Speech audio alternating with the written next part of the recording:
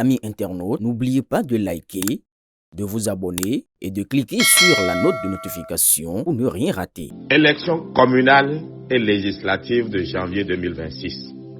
8e arrondissement de Cotonou. Exposé circonstancié des faits. 1. Violation de la neutralité de la Sénat et propagande illégale après clôture de la campagne.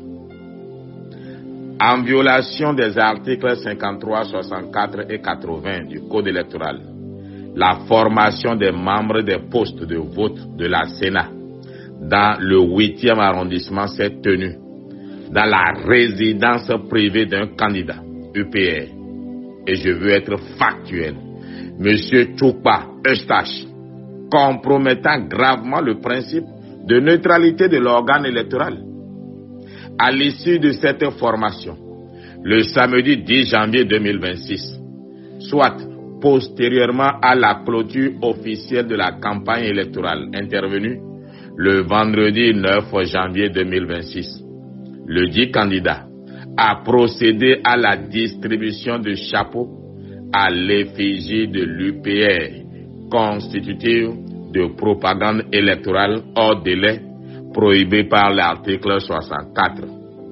De surcroît, l'établissement et la transmission d'une liste nominative des membres des postes de vote accompagnés de leur contact à M.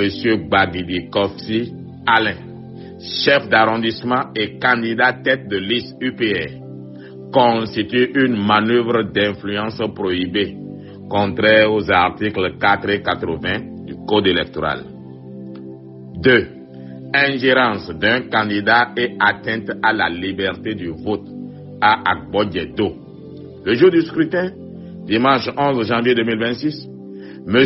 Gbagidi Kossi Alain plutôt, chef d'arrondissement et candidat UPR, a quitté son centre de vote pour se rendre au centre du complexe scolaire Baptiste à Agbodjedo, où il a provoqué une altercation avec des mandataires d'un parti concurrent.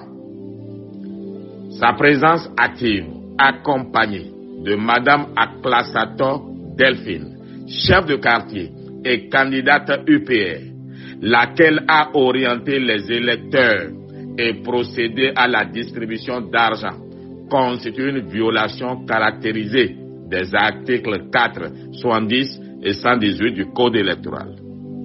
L'augmentation anormale du nombre d'inscrits à Bodjedo, passé de 2776 électeurs en mai 2025 à environ 5500 en janvier 2026, en raison de transferts massifs et abusifs, relève une manœuvre de nature à altérer la sincérité du scrutin au sens de l'article 2 du Code électoral. Et je veux préserver une autorité pour le moment. Sinon, je vous aurais parlé aussi de ce qui s'est passé ailleurs. Mais ça, sinon on n'en est pas encore là. Installation de centres de vote dans des domiciles privés de candidats. À Houéou,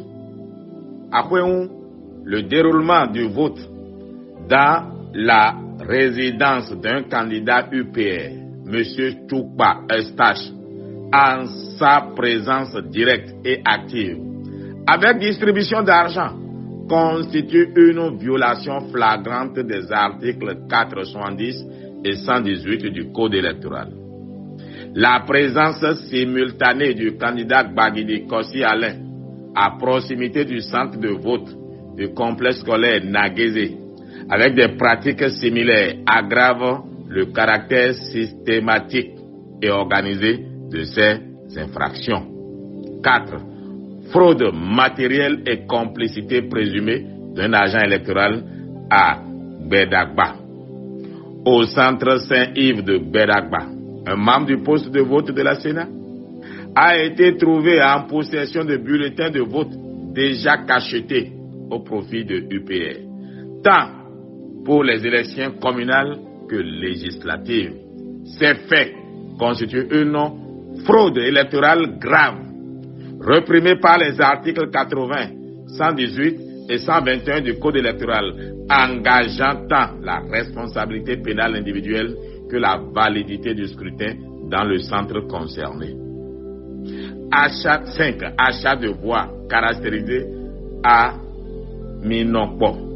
À Minokpo, Madame Bétablé Edwige, militante UPR, a convoyé des électeurs et procédé à des paiements directs en contrepartie du vote, détenant une somme importante d'argent. Ces faits tombent sous le coup de l'article 118 relatif à la corruption électorale, aggravé par la récidive immédiate après l'intervention des forces de l'ordre. 6. Achat de voix généralisé à Ménédro. À Ménédro, des militants UPR se sont installés dans et autour des centres de vote, procédant à la distribution d'argent en violation manifeste des articles 470 et 118 du Code électoral. Grand 3. Qualification juridique et conséquences. L'ensemble de ces faits constitue, 2 points à la ligne, des irrégularités substantielles, des manœuvres frauduleuses organisées et des violations répétées du Code électoral, de nature à altérer gravement la sincérité du scrutin, justifiant conformément aux articles 2 et 123 du Code électoral l'annulation partielle ou totale des résultats dans le 8e arrondissement de Cotonou. Je répondrai avec des faits précis. Maintenant, je ne veux pas parler de celui-là qui a mis de bus à la disposition. Je ne vais même pas dire celui-là, j'ai du respect toujours malgré ces comportements-là.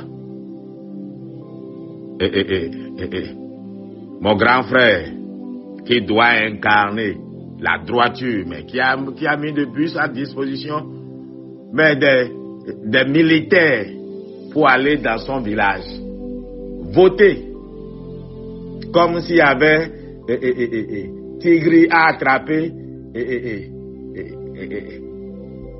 dans son village. Et ça, vraiment. C'est dans la 21e circonscription. Il met bus pour déplacer les militaires, pour aller voter par dérogation sur une liste où ils ne sont pas inscrits. Je parie, il n'est pas exclu qu'après avoir voté là-bas, qu'ils soient revenus. Maintenant, là où ils sont inscrits et votés encore. En réalité, la Sénat n'a que 72 membres. La Sénat elle-même. Tout le reste là, ce sont des gens à qui la Sénat a confié des missions temporelles. Et ils ont failli. Même l'ouverture des bureaux à 17 heures dans certains endroits était bien organisée.